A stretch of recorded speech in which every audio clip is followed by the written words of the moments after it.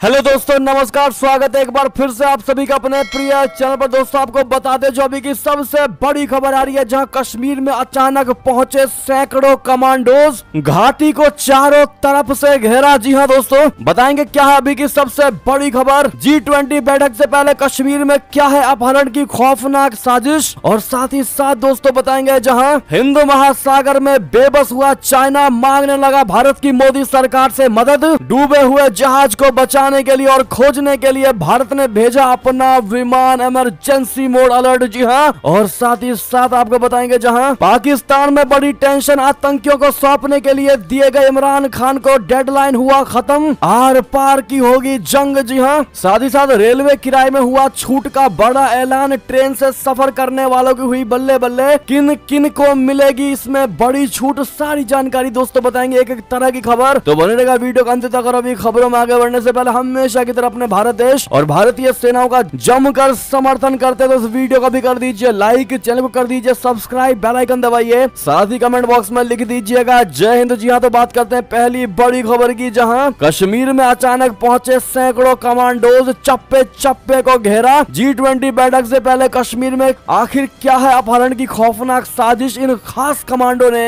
घेरी है घाटी। बता दें G20 की बैठक से पहले आतंकवादी हमलों में वृद्धि को देखते हुए जम्मू कश्मीर में विशेष कर कश्मीर घाटी में सुरक्षा बढ़ा दी गई है। जम्मू कश्मीर में होने वाले G20 बैठक से पहले वहां की सुरक्षा बढ़ा दी गई है। NSG की विशेष टीमें कश्मीर पहुंच चुकी हैं और कल शाम श्रीनगर के लाल चौक के संवेदनशील इलाकों का NSG कमांडो के दलों के द्वारा निरीक्षण करते देखा गया। जी हां दोस्तों, आपको बता दें कि जम्मू कश्मीर में होने वाले G20 की बैठक से पहले पाकिस्तान समर्थित आतंकी संगठन परंपरागत हमलों से परे जाकर किसी बड़े वारदात को अंजाम देने की प्लानिंग कर रही है। चूंकि कश्मीर घाटी के चप्पे चप्पे पर सुरक्षा बल तैनात है, इसीलिए आतंकियों का प्रयास है कि इस बार कुछ ऐसा किया जाए जिसका अंदाजा सुरक्षा बलों को भी ना हो। पुख्ता इंटेलिजेंस सूत्रों के मुताबिक NSG मार्कोस व कोबरा कमांडो घाटी को घेरे हुए हैं। इस सुरक्षा घेरे ने परंपरागत आतंकी हमला जैसे हैंड ग्रेनेड फेंकना, एम्बुश, भीड़ में फायरिंग और IED विस्फोट की संभावना को काफी हद तक कम कर दिया है। अब आतंकी संगठन G20 की बैठक से पहले कश्मीर में अपहरण की खौफनाक साजिश रच रहा है, यानी उनके द्वारा किसी बस या हाउस बोट का अपहरण किया जा सकता है। इसके मद्देनजर मार्कोस कमांडो को डल झील में उतारा गया है। जी हां दोस्तों, सुरक्षा बलों से मिले इनपुट के मुताबिक आतंकी संगठनों को हमले का कोई मौका नहीं मिल पा रहा है। घाटी में पहाड़, जंगल, झील, सड़क मार्ग, बस स्टैंड, एयरपोर्ट, बाजार और दूसरे सार्वजनिक स्थलों पर army, J&K police, CRPF, CISF, cobra, Marcos, NSG, SSB और BSF जवानों को तैनात किया गया है। जिन स्थलों पर लोगों की ज्यादा आवाजाही है वहां पर कोबरा, मार्कोस और NSG कमांडो तैनात कर दिए गए हैं। इसके अलावा दोस्तों G20 की बैठक में आने वाले विदेशी मेहमानों का सड़क रूट सैनिटाइज कर दिया गया है। बहरहाल अगर आप भी मानते कि आतंकी सोचते ही रह जाएंगे और भारत G20 का बैठक सफलता पूर्वक समाप्त कर पाएगा तो कमेंट में मोदी है तो मुमकिन है। और साथ ही साथ इस वीडियो को जितना ज्यादा से शेयर करिएगा व्हाट्सएप, फेसबुक पर हमेशा की तरह, ताकि इस खबर से हर कोई अवगत हो सके। चलते हैं एक और खबर की तरफ दोस्तों, जहां हिंद महासागर में बेबस हुआ चीन, डूबे हुए जहाज को खोजने के लिए फिर भारत ने भेजा अपना विमान। बता दें भारतीय नौसेना ने बुधवार को चीनी नौसेना के एक अनुरोध पर हिंद महासागर यानी इंडियन ओशियन में डूबे एक चीनी मछली पकड़ने वाले जहाज की खोज में सहायता की। जहाज में कथित तौर पर 39 लोग सवार थे, जिनमें 17 चीनी चालक दल के सदस्य, 17 इंडोनेशियाई और 5 फिलिपिनो शामिल थे।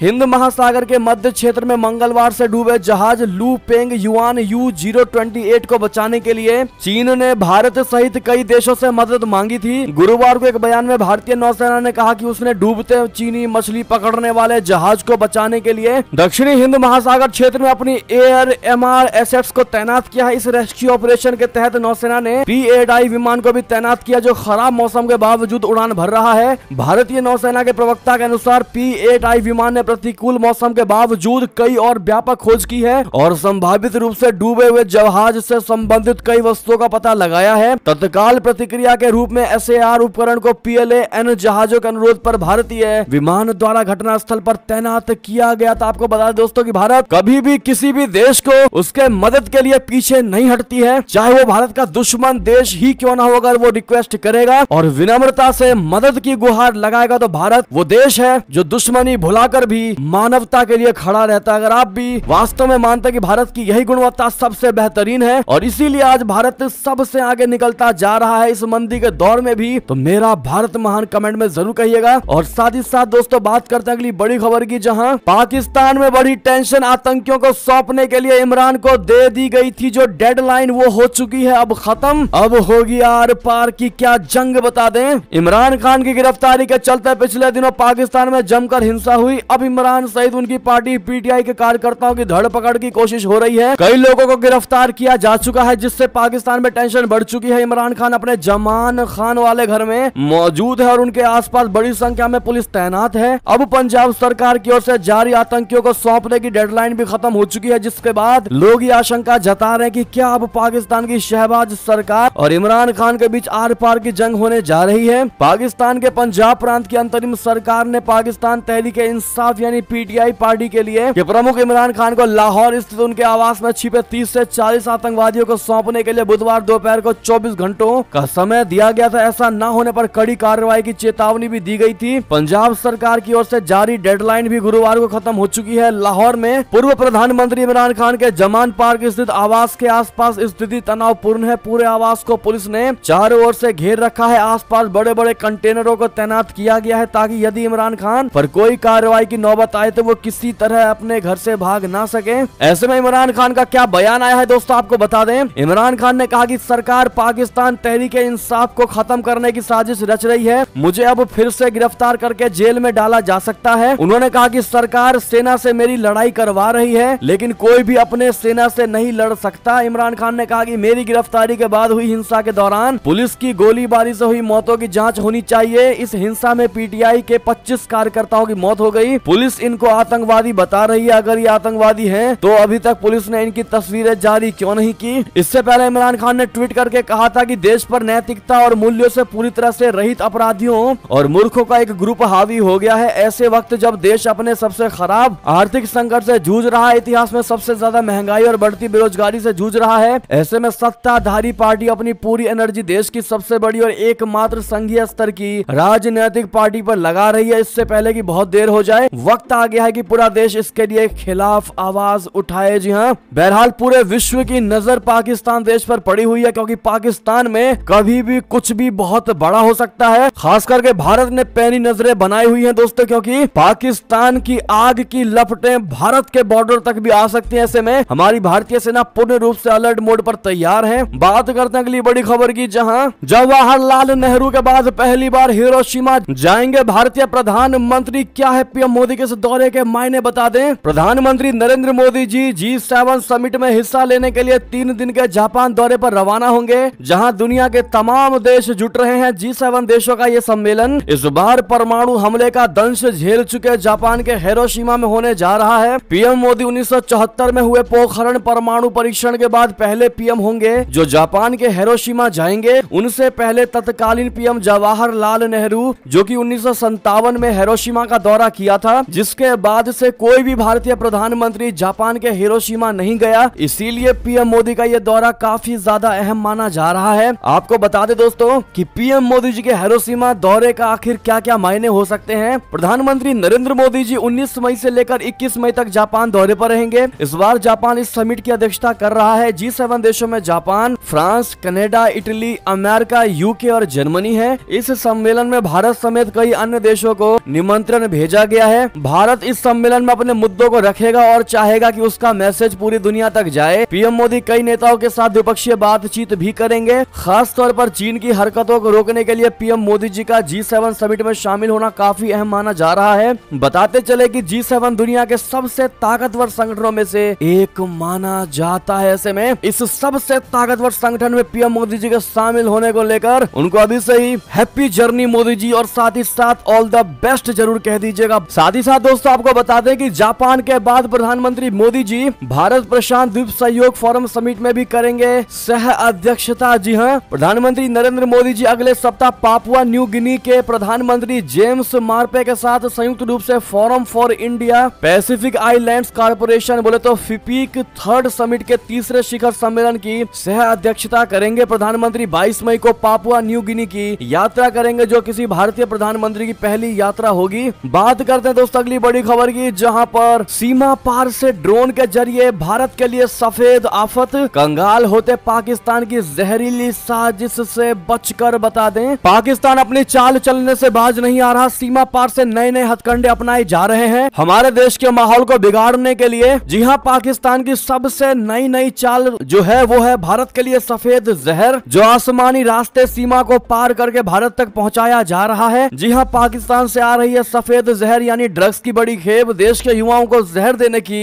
पाकिस्तान की बड़ी साजिश का खुलासा हुआ है। मंगलवार करीब रात 2 बजे बीएसएफ ने भारत पाकिस्तान सीमा पर ड्रोन को उड़ते देखा। बीएसएफ ने जोरदार फायरिंग करके एक ड्रोन को तो मार गिराया। जब टीम ने ड्रोन को चेक किया तो हैरान रह गए, ये पाकिस्तान से ड्रोन में पैकेट भरकर जहरीली ड्रग्स सीमा के उस पार से आ रही थी। श्रीगंगानगर जिले के नीमीचंद पोस्ट पर इस ड्रग्स को डाला गया था। इसी तरह सीमा पर एक अन्य जगह भी ड्रग्स पैकेट बरामद हुए। 2 अलग अलग जगहों पर करीब 15 किलो हेरोइन सीमा पार से हमारे देश में फेंकी गई थी। जी हाँ, बढ़ते अगली बड़ी खबर की तरफ, जहां पर जल्द ही भारत लाया जाएगा मुंबई हमले का आरोपी तहव्वुर राणा। 26/11 टेरर अटैक का सबसे बड़ा आतंकी, प्रत्यर्पण का रास्ता हुआ साफ। बता दें 26/11 हमले में आरोपी तहव्वुर हुसैन राणा के प्रत्यर्पण का रास्ता साफ हो गया है। उसे जल्दी ही अमेरिका से भारत लाया जाएगा। इस मामले में भारत की राष्ट्रीय जांच एजेंसी बोले तो एनआईए हमलों में उसकी भूमिका की जांच कर रही है, जिसके चलते उसके प्रत्यर्पण की मांग की गई थी। 16 मई को कैलिफोर्निया की एक अदालत ने भारत के पक्ष में इसको फैसला सुनाया। इंडियन एक्सप्रेस में प्रकाशित खबर के मुताबिक अमेरिकी अदालत के फैसले से पहले आरोपी ने अदालत में अप्रैल में एक याचिका दायर करने का प्रयास किया था, जिसे ये कहकर खारिज कर दिया गया था कि इस मामले पर 30 दिन के अंदर फैसला लिया जाना है। बहरहाल भारत के पक्ष में इस फैसले ने भारतीय प्रधानमंत्री नरेंद्र मोदी जी के विदेश नीति को एक बार और मजबूत किया और साथ ही साथ 26/11 में शहीद हुए हमारे जवान, शहीद हुए वहां की जनता और विदेशी जनता का बदला अब भारत अच्छे तरीके से इससे ले पाएगा। बहरहाल इस पर आपकी जो भी नीचे राय कमेंट में लिखकर अवश्य बताइएगा। साथ ही साथ अगली खबर की बात करते हैं, जहां यूक्रेन युद्ध देखकर चीन की हालत है पस्त। ताइवान से हार का सता रहा डर, अपनी ही मिसाइल पर नहीं रह गया भरोसा। बता दें यूक्रेन रशिया युद्ध में यूक्रेनी सेना के दमखम को देखकर चीन की हालत पस्त हो गई है। माना यह जा रहा था कि रूसी सेना बोले तो रशियन आर्मी इस युद्ध को आसानी से कुछ ही दिनों में जीत लेगी, लेकिन हालांकि ऐसा हुआ नहीं। युद्ध से सबक लेकर चीन अब ताइवान पर सैन्य कार्रवाई करने से डरने लगा है। चीनी सेना को पता है कि ताइवान पर कब्जा करने की कोशिश पश्चिमी देशों के साथ बड़े जंग का न्योता देना है। रशिया और यूक्रेन की जंग भी एक तरह से अमेरिका और उसके सहयोगी देश ही लड़ रहे हैं। ऐसे में चीनी सेना के अधिकारियों को इस बात का एहसास है कि ताइवान के मुद्दे पर सभी पश्चिमी देश एक साथ चीन के खिलाफ खड़े हो जाएंगे। जी हाँ, रिपोर्ट के मुताबिक रशिया यूक्रेन के युद्ध में पारंपरिक हथियारों का तो इस्तेमाल हो ही रहा है, लेकिन जो सबसे ज्यादा नुकसान पहुंचा रहे हैं वो है आर्टिफिशियल इंटेलिजेंस यानी एआई से लैस युद्ध हथियार। चूंकि चीन की सेना 1979 वियतनाम वार के बाद से कोई लड़ाई नहीं लड़ी है और उस लड़ाई में नई आधुनिक तकनीक और आर्टिफिशियल इंटेलिजेंस जैसे तरीके नहीं थे, तो वहीं चीन भले ही अपने हथियारों के जखीरे को बढ़ा रहा है, लेकिन उसके आज के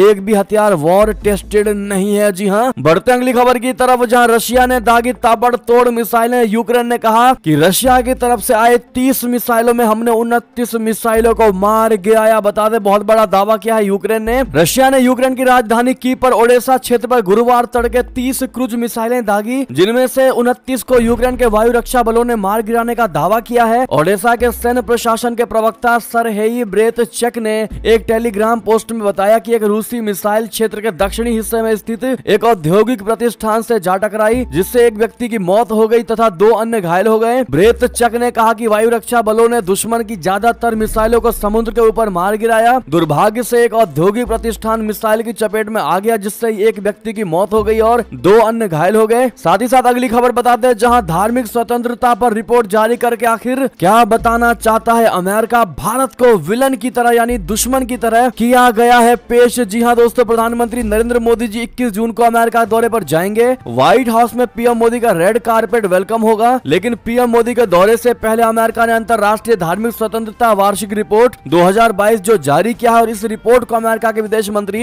एंटनी ब्लिंकन ने रिलीज किया है। अमेरिका अपनी इस रिपोर्ट को लेकर कहता है कि उसकी ये रिपोर्ट दुनिया भर के देशों में धार्मिक स्वतंत्रता की स्थिति को बयां करती है, लेकिन इसी रिपोर्ट में अमेरिका भारत को एक विलन की तरह पेश किया है। अमेरिका की अंतर्राष्ट्रीय धार्मिक स्वतंत्रता वार्षिक रिपोर्ट 2022 में कहा गया है कि चीन, रशिया, सऊदी अरबिया समेत भारत जैसे देशों में अल्पसंख्यकों पर हमले लगातार बढ़े हैं। भारत में राज्य सरकारें अल्पसंख्यकों खासतौर पर मुसलमानों के खिलाफ मनमानी करती है। रिपोर्ट में इस बात का जिक्र जिक्र है कि भारत के कई राज्यों में पुलिस ने ईसाई धर्म के लोगों को यह कहते हुए गिरफ्तार किया है कि वो हिंदुओं का धर्म परिवर्तन करा रहे हैं। अमेरिका की इस रिपोर्ट में गुजरात का भी जिक्र है। रिपोर्ट में लिखा है कि गुजरात में सादी वर्दी में पुलिस वालों ने अक्टूबर में हिंदुओं को घायल करने के आरोप में 4 मुसलमानों को पीटा। मुसलमानों के घरों और दुकानदारों के दुकानों पर बुलडोजर चलाए। अमेरिका की इस प्रोपेगेंडा रिपोर्ट में अप्रैल 2022 का भी जिक्र है, जब एमपी के खरगोन में हिंसा हुई थी। रिपोर्ट में इस हिंसा का भी जिक्र करते हुए लिखा गया है कि राज्य सरकार ने मनमाने ढंग से मुस्लिम अल्पसंख्यकों पर कार्रवाई की थी और बुलडोजर से उनके घर तोड़ दिए थे। अमेरिका ने अपने इस प्रोपेगेंडा रिपोर्ट में बीजेपी को खलनायक की तरह पेश किया है। धार्मिक स्वतंत्रता वार्षिक रिपोर्ट में 28 बार बीजेपी का जिक्र है। विश्व हिंदू परिषद यानी वीएचपी का 24 बार जिक्र किया गया है। बजरंग दल का रिपोर्ट में 7 बार जिक्र किया गया है। रिपोर्ट में पूरे भारत में बीजेपी नेताओं की तरफ से दी गई हेट स्पीच, भड़काऊ या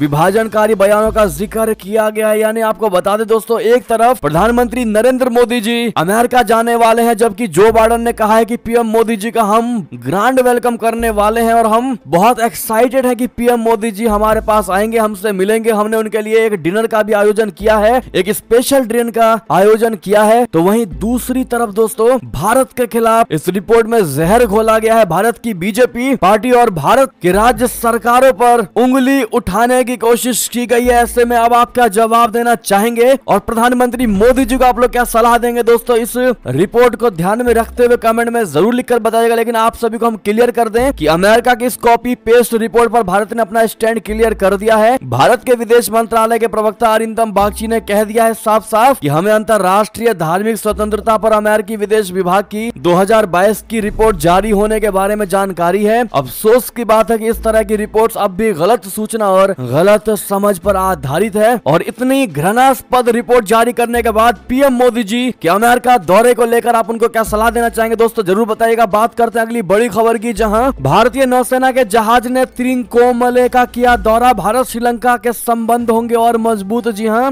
भारतीय नौसेना के जहाज बत्ती मालव ने 16 से 17 मई को त्रिकोमाले का दौरा किया। इस दौरे की जानकारी देते हुए कोलंबो में भारतीय उच्चायोग ने ट्वीट किया है कि यात्रा के दौरान कमांडिंग ऑफिसर ने पूर्वी नौसेना क्षेत्र के कमांडर से मुलाकात की है। सामाजिक पहलों में समुद्र तट की सफाई अभियान, स्कूली बच्चों के साथ बातचीत और एक योग सत्र शामिल था। अगली खबर आपको बता दें, जहां रुपए के अंबार से टेंशन में रशिया, भारत से मिला करारा जवाब। जी हां, रशिया पर पश्चिमी प्रतिबंधों को देखते हुए भारत और रशिया ने स्थानीय मुद्रा में व्यापार शुरू करने की पहल की थी, लेकिन इसे तब बहुत बड़ा झटका लगा जब रूसी विदेश मंत्री ने हाल ही में कह दिया कि रूस के पास अरबों भारतीय रुपए पड़े हैं और वो उनका इस्तेमाल नहीं कर पा रहा है। तो वहीं अब भारत ने साफ साफ कह दिया है कि आपसी करेंसी में व्यापार के लिए बनाए गए विशेष वोस्ट्रो बैंक अकाउंट्स में रशिया के पास रुपए का कोई भंडार नहीं है। वाणिज्य मंत्रालय के एक वरिष्ठ अधिकारी ने सोमवार को कहा कि भारतीय रिजर्व बैंक की अनुमति पर खोले गए वोस्ट्रो अकाउंट्स में रूस का कोई रुपया भंडार नहीं है। विदेश व्यापार के महानिदेशक संतोष कुमार सारंगी ने मीडिया से बात करते हुए कहा कि विशेष रुपया वोस्ट्रो अकाउंट्स के तहत उनके पास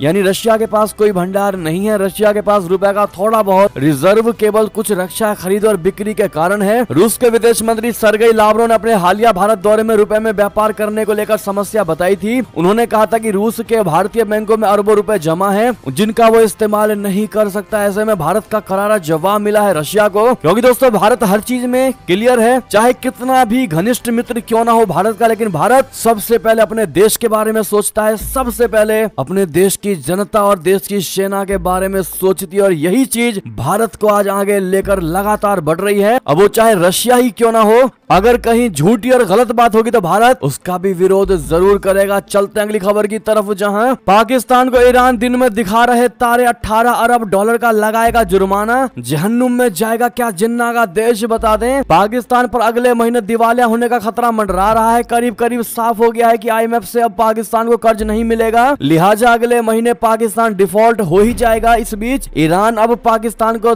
दिन में तारे दिखाने वाला है। जी हां, पाकिस्तान की पब्लिक अकाउंट्स कमेटी यानी PAC ने बुधवार को चिंता जताई है कि अगर देश ईरान पाकिस्तान गैस पाइपलाइन परियोजना को आगे नहीं बढ़ाता है तो पाकिस्तान को 18 अरब डॉलर का जुर्माना किसी भी कीमत पर देना होगा। पाकिस्तान जो IMF से 1.1 अरब डॉलर के कर्ज के लिए पिछले साल भर से हाथ पांव मार रहा है और जमीन में लौट रहा है, वो भला ईरान को 18 अरब डॉलर का जुर्माना कहां से देगा? लिहाजा पाकिस्तान के साथ क्या हो सकता है इसका अंदाजा आप आराम से लगा सकते हैं। यानी कि वाकई में पाकिस्तान एक देश हुआ करता था, जल्द ही लोग ऐसा कहेंगे। चलते हैं दोस्तों दोस्तों अगली खबर की तरफ, जहां किरेन रिजिजू के बाद उनके डिप्टी एसपी बघेल की भी कानून मंत्रालय से छुट्टी स्वास्थ्य मंत्रालय भेजा गया। बता दें मोदी कैबिनेट में लगातार बदलाव के अपडेट आ रहे हैं। सामने आया है कि किरेन रिजिजू से कानून मंत्रालय लेने के बाद अब उनके डिप्टी भी कानून मंत्रालय से हटा दिए गए हैं। राष्ट्रपति ने प्रधानमंत्री की सलाह पर राज्य मंत्री एसपी सिंह बघेल का विभाग बदल दिया है। अब वे कानून और न्याय मंत्रालय में राज्य मंत्री के स्थान पर स्वास्थ्य और परिवार कल्याण मंत्रालय में राज्य मंत्री होंगे। बता दें कि इससे पहले कानून मंत्री के पद से किरेन रिजिजू को हटाकर उनकी जगह अर्जुन राम मेघवाल को कानून मंत्री बनाया गया है। किरेन रिजिजू बतौर केंद्रीय कानून मंत्री लगातार चर्चा में रहे हैं और उन्होंने पिछले दिनों न्यायपालिका और सुप्रीम कोर्ट की कॉलेजियम व्यवस्था पर भी सवाल खड़े किए थे। पीएम मोदी की सलाह पर राष्ट्रपति द्रौपदी मुर्मू ने मंत्रिमंडल में बदलाव को मंजूरी दी है। अब किरेन रिजिजू को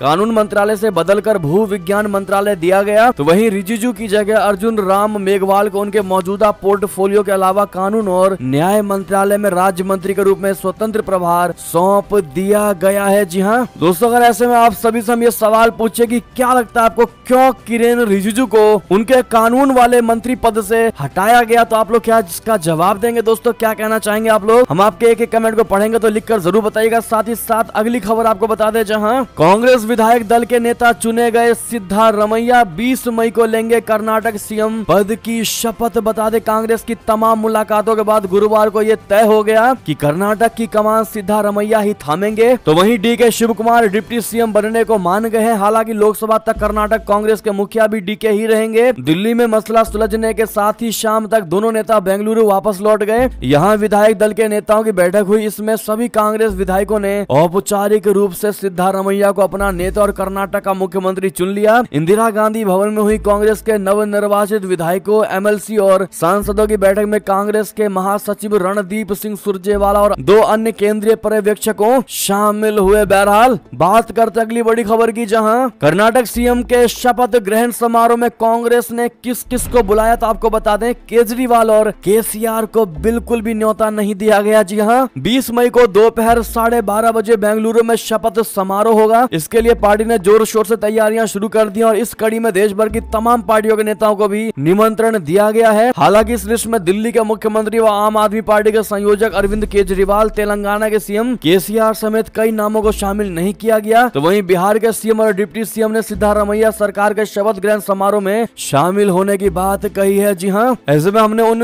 नेताओं की लिस्ट आपके सामने रख दी है दोस्तों, जिनको बुलाया गया और जिनको नहीं बुलाया गया है। साथ ही साथ अंतिम खबर की बात करते हैं, जहां ट्रेन टिकट के किराए में हुआ छूट का बड़ा ऐलान। ट्रेन से सफर करने वालों की हुई बल्ले बल्ले, आखिर क्या है नियम बता दे। ट्रेन से सफर करने वालों के लिए खुशखबरी है। अगर आप भी ट्रेन से ट्रेवल करते हैं तो अब आपको किराए में छूट का फायदा मिलेगा। रेलवे की ओर से सीनियर सिटीजन्स को किराए में छूट की सुविधा दी जा रही थी, जिसको अब फिर से बहाल करने की काफी समय से मांग चल रही है। अब भारतीय रेलवे ने जानकारी देकर बताया कि ट्रेन में फिर से कई लोगों को किराए में छूट का फायदा मिलेगा। आपको बता दें कि दिव्यांग और मरीजों के साथ ही छात्रों को भी किराए में छूट दी जा रही है। तो वहीं वरिष्ठ नागरिकों को कोरोना से पहले किराए में छूट का फायदा मिलता था, लेकिन अब ये बंद हो चुकी है। इसको लेकर संसद में मांग फिर से की जा रही है। ऐसे में किन किन लोगों को किराए में छूट मिलने वाली है, तो आपको बता दें रेलवे की ओर से किसानों, दिव्यांगों, स्टूडेंट, शहीदों की पत्नी और पुरस्कार मिलने वाले लोगों को भी ट्रेन में छूट का फायदा मिलता है। इसके अलावा स्टूडेंट, मरीजों को भी ट्रेन में कई तरह के डिस्काउंट मिलते हैं। रेलवे के मुताबिक वरिष्ठ नागरिकों के किराए पर छूट को अभी रोका गया है, लेकिन आने वाले समय में इसको बहाल किया जा सकता है। बहरहाल आप लोग किस कैटेगरी में मिलने वाले छूट को लेकर काफी खुश हैं दोस्तों, कमेंट में लिखकर अवश्य बताइएगा। इसी बीच ये थी अब तक की सारी बड़ी खबरें। आपको हमारी खबर कैसी लगी? आशा करता हूँ बहुत अच्छी लगी होगी। थोड़ी भी अच्छी लगी है तो इस वीडियो को भाइयों, बंधुओं में, दोस्तों में, फैमिलीज में, व्हाट्सएप, फेसबुक, ट्विटर के जरिए शेयर करना बिल्कुल मत भूलिएगा। और अभी वीडियो को लाइक करके, चैनल को सब्सक्राइब करके, बेल आइकन दबा के कमेंट सेक्शन में जय हिंद, जय भारत जरूर लिख दीजिएगा। और यहाँ तक बने रहने के लिए आप सभी का बहुत बहुत धन्यवाद।